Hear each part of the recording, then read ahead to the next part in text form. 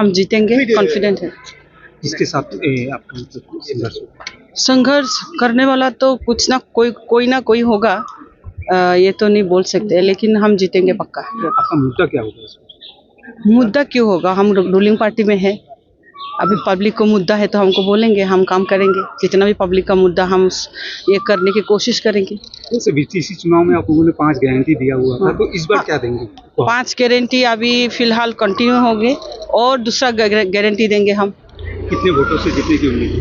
बहुत, मतलब बोल नहीं सकते। अभी आप लोग देखा है ना कितना मतलब संख्या में लोग निकल के सपोर्ट के लिए।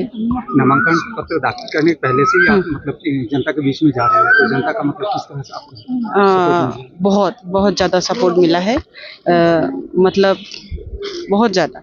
जनता को क्या मैसेज देंगे? जनता को मैं धन्यवाद जनाना चाहती हूँ।